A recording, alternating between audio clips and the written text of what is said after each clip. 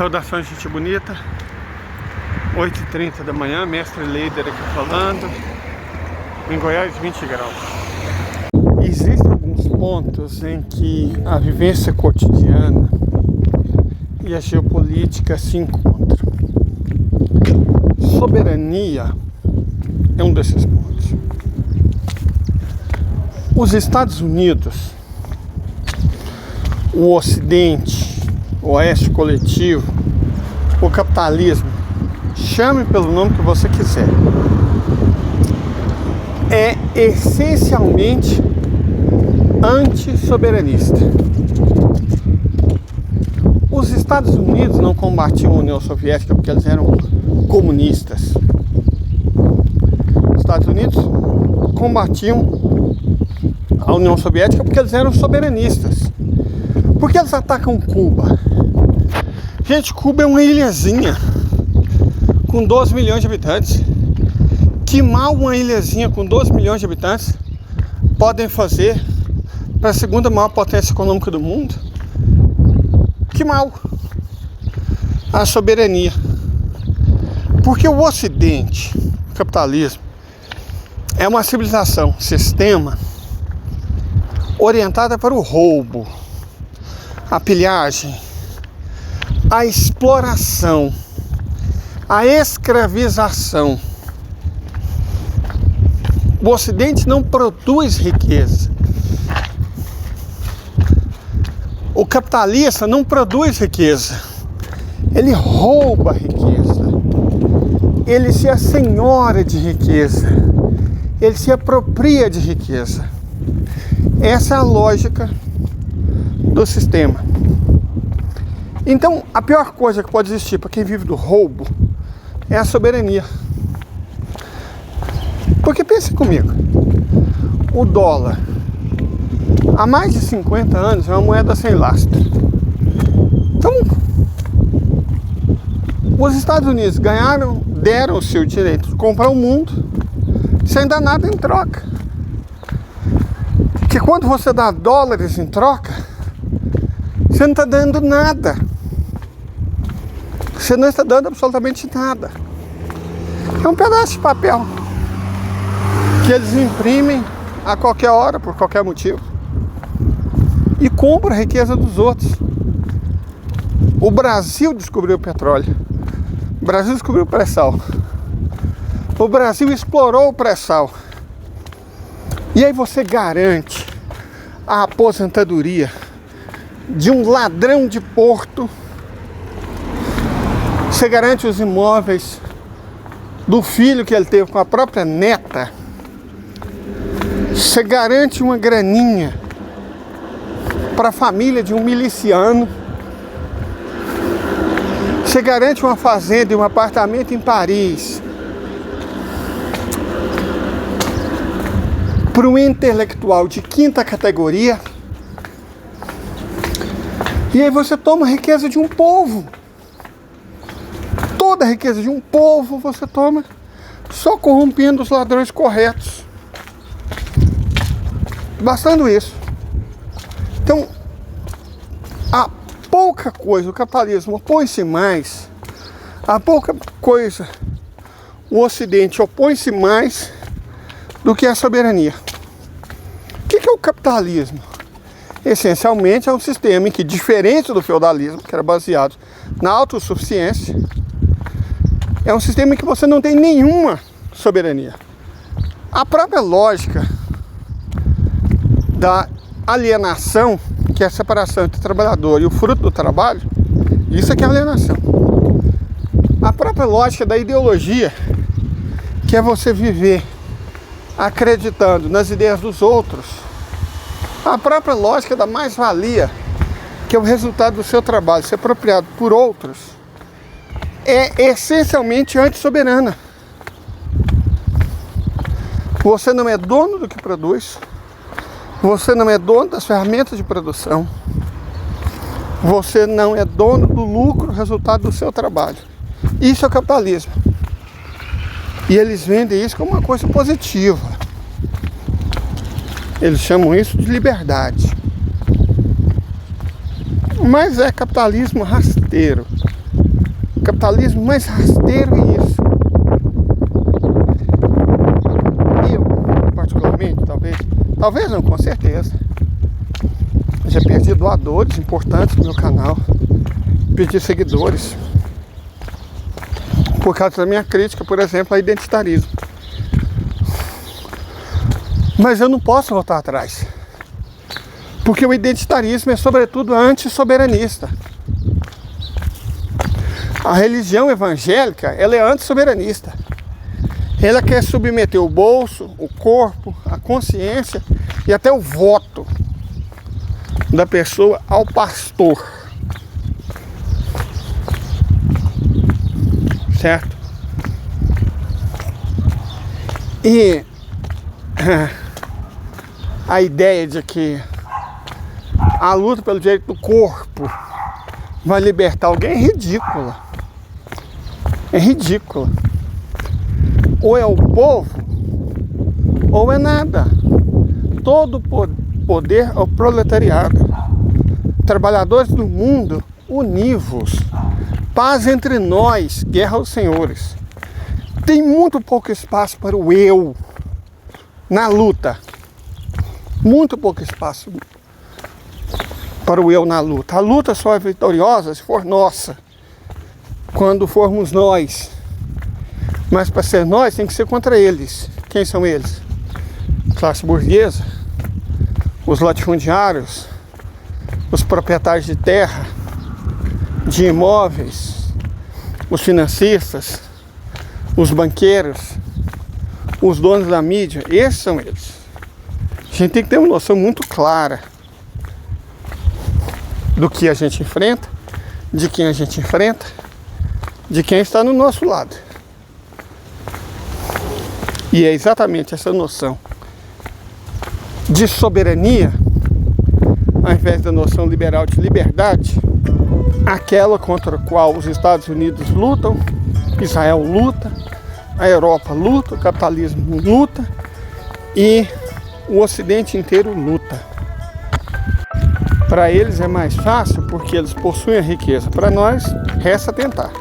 Mas liberdade mesmo nesse mundo só tem também quem consegue produzir de alguma maneira o seu alimento. Enquanto a humanidade precisar que outros produzam o seu alimento, estará aprisionado em mecanismos como estão hoje, aprisionados sem ter para onde recorrer, porque não preparou as bases da sua liberdade como sociedade, dependentes de um sistema de monocultivo venenoso, industrial, para poder se alimentar todo dia. Há de mudar com a consciência das pessoas da importância de, se não planta diretamente, incentivar que outros plantem, participar dessa jornada incrível que é libertar o ser humano através da produção de alimento, consumindo novas tecnologias renovadoras, consumindo melhores sabores, que tem tudo para nos nortear nessa caminhada bonita que é conhecer a natureza, seus segredos, que é um amor que tem para nós, através da nutrição, através dos aromas e da beleza, que é a vida. É evidente que a gente acredita nisso, é para isso que nós estamos tentando construir uma nova vida no Espinhaço. Inclusive, essas são as primeiras sementes que a gente pretende plantar. Falta o detalhe da gente conseguir o dinheiro para comprá-las. Mas nós não temos tanta esperança assim em conseguir financiamento para as nossas vaquinhas. Então a gente vai ter que comprar elas nós mesmos. E acreditamos que, pode parecer meio estranho, mas vendendo milho cozido e milho assado, desde que esse milho seja bom, a gente consiga os recursos necessários. Então a gente vai começar plantando isso, né? Para fornecer milho. As pessoas gostam de milho. O milho é importante para nós como a batata é para outros povos. Y estas son las semillas de la papa, aún falta madurar. Así es como florecen moraditas, blancas, moradas más claras. Increíble vista de las papas floreciendo. Ahora partiremos todas las variedades por la mitad para ver los bellas que son por adentro también. Estas son algunas de las variedades de papas nativas que trabajamos. Acabo de llegar al Centro Internacional de la Papa. y donde vamos a conocer todo un mundo de las papas, de 5000 variedades para ser exactos. Así que, vamos. Aquí es el laboratorio. Vamos, vamos, vamos. Bienvenido. Hola, Vania, ¿cómo estás? Encantados. 5000 variedades de papas domesticadas, son nativas, todas son comestibles. Y ahora nos toca conocer 2700 variedades, papas silvestres, o sea, no son domesticadas y están aquí. Estas son la semilla, este es el fruto, la papa, el tubérculo. Y en estas bolsitas, así se conservan. ¿Por qué las conservan las papas silvestres? Es para introducir las características que tienen a las papas nativas que son domesticadas. Por ejemplo, hablamos de las plagas, enfermedades, sequías, y ya que las papas silvestres son muy resistentes, y entonces, cosa que introducen a estas papas nativas que ya están domesticados, y así se vuelven más resistentes estas papas. Y con eso protegemos a la humanidad de la hambruna. Ahora sí nos vamos donde está trabajando todo el equipo en un laboratorio. Ya tengo la bata para entrar al laboratorio. Vamos a cambiarnos. Y así es como vamos a entrar. ¿No me veo elegante? Pasen conmigo. Así es como se guardan los 5000 variedades de papa encapsulados. Aquí ya me perdí. Mejor que nos lo explique la doctora Vania. Aquí mantenemos las plantas en ese ambiente artificial totalmente sellado para evitar cualquier tipo de contaminación. Porque aquí hay un gel donde están todos los nutrientes que la planta necesita para seguir creciendo por 2 años enteros. Aquí está la bóveda especial, donde están los 5000 variedades de papa. Esta sí es especial. Hace frío. Si hay un ataque zombie, no vamos a morir. Aquí conservan todas las variedades de papa.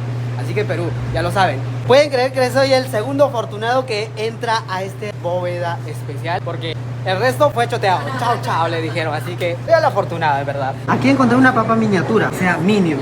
O sea, como yo. Yo soy un agricultor que he perdido muchas variedades de papa. Por algo vine, ¿no? Me voy a llevar solo esto. Acabamos de ver una de las formas de preservar la papa, pero no es la única. Vayamos a ver la otra. Y ya estamos en el segundo laboratorio, donde aquí ponen a sueño profundo a las papas. Aquí vemos a la doctorita trabajando y ponen las semillas a dormir en el nitrógeno líquido. Así nos van a durar por toda una eternidad. Y cuando quieran despertarlas, la llevan a un laboratorio y pues ahí la despiertan. Ya estamos en el tercer laboratorio y para esto necesitamos un abrigo porque vamos a entrar a la tierra de los pingüinos. Necesitamos un abrigo porque vamos a entrar a menos 20 grados. Así me veo con este abrigo. Vamos al tercer laboratorio donde están las papas silvestres. ¿Acá cuántos estamos? 4. No, todavía estamos a 4, faltan 16. No. No, falta 24. Aquí puedo hacer chuño. Hace demasiado frío. Y aquí está, cada sobre es una variedad de papa silvestre diferente. Lo que les enseñaba al inicio, todo encapsulado en estos sobrecitos.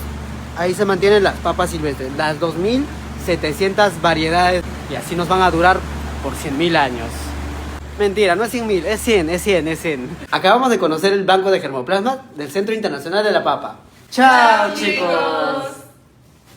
Eu gostaria de aproveitar e explicar o que a gente pretende fazer. Soberania alimentar. E, bom, essas sementes, pra vocês terem uma ideia, algumas dessas sementes de milho, elas custam R$5 a semente. A gente vai ter que comprar a semente para produzir o milho e aí colher o milho e aí conseguir multiplicar. Mas é isso, ou produzir milho transgênico, milho híbrido, sem soberania. A mesma coisa vale para o feijão que a gente quer produzir. O trigo, Leida, você está falando para plantar trigo? Sim, não muito. A propriedade tem um trator e tem terra fértil. Como eu não vou plantar trigo? E aí deixa eu explicar uma coisa para vocês. A gente vai plantar trigo, não dessa variedade comercial. Vamos plantar farro, espelta, são trigos da época dos egípcios, dos gregos, sabe? Variedades muito antigas. Vamos plantar durum, que é o trigo que para fazer massa. Vamos plantar trigo sarraceno, que nem trigo é. E vamos plantar algumas das batatas que vocês viram. E vamos plantar uma espécie de batata boliviana chamada papaliça. E a gente também pretende plantar aspargo e alcachofra. Só que aí tem uma questão.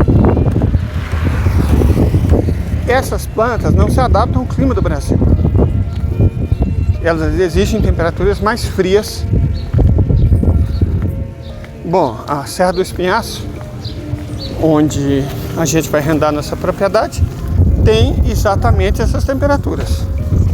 Só que aí tem um outro problema de ordem biológica. No inverno da Serra do Espinhaço, onde a gente pode cultivar essas coisas, maio, junho, julho, agosto, não chove, não cai uma gota d'água. Bom, a gente pode resolver isso com irrigação. Mas tem outro problema. As plantas podem ser levadas a acreditar que elas estão nos seus locais ancestrais, por causa da temperatura. Nossa temperatura de inverno é muito parecida com a temperatura de verão desses lugares, que é a estação que essas plantas são cultivadas. Na Rússia, nos Andes, no México, são cultivadas no verão.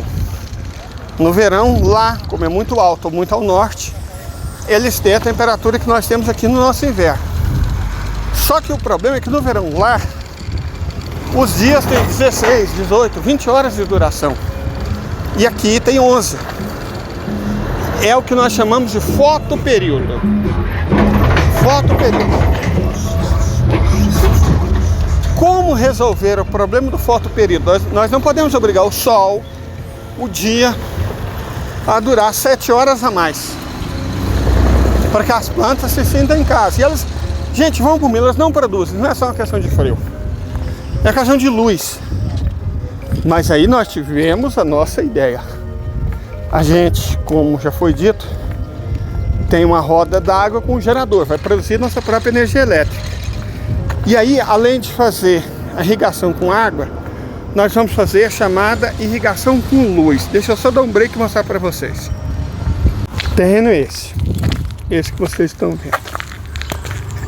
A ideia é escolher a área para plantar isso, áreas planas que tem no fundo desse vale, e fazer irrigação de luz. Usa refletores de LED azul e LED vermelho, e você garante as 18 horas de iluminação que essas plantas precisam para produzir. Deixa eles ligados 7 horas. E aí a gente consegue a quantidade de luz que essas plantas necessitam para produzir, todas elas. As batatas andinas, os milhos do Planalto Mesoamericano, as papalisas bolivianas, as alcachofras e os aspargos eurasiáticos, o farro, a espelta, o durum, o trigo sarraceno. A gente vai irrigar com água e vai irrigar com luz. A gente vai gastar energia, mas a gente vai produzir energia. Os refletores, bom, dizer que eles são de graça, não são, mas eles não são tão caros, a gente consegue comprar. Sabe? A gente trabalha duro, vende coisas mais simples que produz durante o verão para comprar os refletores a tempo de fazer essas plantações em maio do ano que vem. Nosso objetivo é esse. A gente precisa de objetivo. E as vacas, bom, as vaquinhas, a gente acredita que pelo menos uma a gente consegue comprar com vender nas cotas de queijo. Como eu disse, R$150 cada cota, e dá ao comprador o direito a um queijo por ano por 4 anos. Explicamos também a questão do produto. A pessoa pode escolher a gente vender o queijo, entregar o dinheiro para ela, ela vir pegar o queijo, ou ela pagar o frete, porque nós somos pobres. A gente vai produzir o queijo, mas a gente não tem como entregar o queijo. Então, o patrocinador escolhe uma dessas 3 formas. E pode mudar. Um ano ela pode querer vender o queijo, outro ano ela pode querer vir aqui pegar o queijo, vai ser muito bem-vindo. E outro ano ela pode querer que a gente envie o queijo pelos Correios. São Bartolomeu, pequena vila, tem uma agência dos Correios. Como mandar, e tem como receber. Então eu acho que esse é um problema que dá pra gente solucionar. E eu acredito que as primeiras 50 pessoas que nos permitem dinheiro para comprar uma vaquinha, a gente consiga. Leida, por que você ainda não abre isso? Porque a gente ainda não tem o pasto. Nós temos que fazer o piquete. Então é tudo muito difícil. E não faz sentido nenhum. Vai que por milagre, num mês a gente vende 50 cotas e tem o dinheiro para comprar a primeira vaca. E aí a gente não tem pasto. Quer dizer, vocês viram, pasto lá tem. Lá tem pasto. Mas não é o que a gente quer para produzir um queijo de alta qualidade. Seria desonesto. Seria um queijo qualquer, se a gente não for especialmente cuidadoso com o pasto. Então primeiro a gente precisa dos piquetes, né? Tem que estar pelo menos plantado. E esse é o nosso primeiro desafio. Eu quero compartilhar com vocês porque é muito fácil dar uma de avestruz master, né? Invista nos nossos queijos, você vai ganhar mais que o dólar. Cara, eu desconfio muito, tem um pessoal vendendo cota para plantar mogno africano. Olha, eu confio mais na Boeing. E o que a Boeing fez, que é praticamente deixar alguns astronautas no espaço perdidos, não é o que nós queremos fazer. Nosso exemplo não é o da Boeing. Então a gente quer vender algo que a gente possa entregar e algo que a gente tenha certeza. É uma palavra muito inoportuna, né? Ninguém pode ter certeza, a não ser a morte. Mas a gente quer ter pelo menos a presunção de que a gente vai entregar um queijo de qualidade. Eu não sei se alguém ia querer milho ou feijão só porque é ancestral. Acho que as pessoas não pagam por isso, né? Eu quero uma batata de qualidade, eu quero um milho de qualidade, eu quero um feijão de qualidade. Nós vamos plantar arroz, quero um arroz de qualidade, quero um trigo de qualidade. Eu sei que isso não vende. Então por que nós vamos produzir? Nós iremos produzir porque a gente pretende ter um restaurantezinho, que é outra maneira de ganhar dinheiro. A gente precisa de dinheiro. E aí, como a gente vai produzir bons ingredientes, nossa ideia é ter um restaurantezinho, né, na pousada que nos acolheu, inclusive. Lá tem espaço para isso. Mas é isso. Fique um pouquinho mais com geopolítica. I feel confident that if we had to, if there was a problem with the International Space Station, we can get in our spacecraft and we can undock, talk to our team, and figure out the best way to come home. Yeah, like I said, we've practiced a lot, so I have a feeling, I have a real good feeling in my heart that the spacecraft will bring us home, no problem. There's two problems they had. This is the capsule and this is the service module. And in the service module, there's helium, and that's used for the propellant. They did have some leaks. They closed the valve and it's not leaking anymore. The capsule has a parachute and a heat shield, and the astronauts come back to Earth in this part of the Starliner capsule. The service module has these four things. They're called dog houses. There's one there, one there, one there. And in each dog house, there's several small RCS jets and larger OMAX rocket engines. And these small little jets control the direction that the capsule points.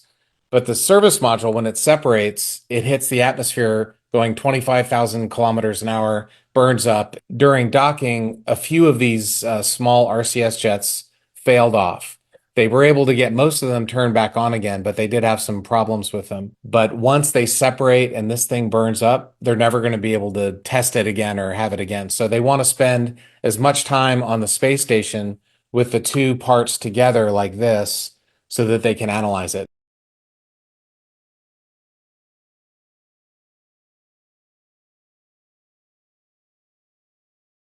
I'm supposed to believe that Xi Jinping is this evil dictator when the United States is actually responsible for a three-front world war? Ukraine, Israel, Taiwan, the three fronts of World War III, and idiots like you are trying to tell me China is the actual responsible one for World War III?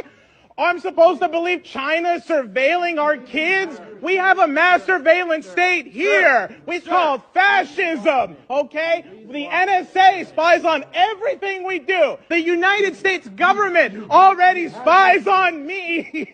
This incoherent idiot up on the stage is no different than the incoherent babbler named Biden, who probably isn't running our government. Okay, I can't believe Richie Torres has you come and testify at our government, in our Congress. You're a disgrace, okay? There is an alternative to the world right now. We don't need to have World War III. We can actually work with China. Did you know that? We can work with China every time they come. They offer a peaceful solution. Listen, don't start World War III. Thanks, chunking me. You can't manipulate the American population anymore. People will not fall for your antics. We can join the BRICS. We can work with the people.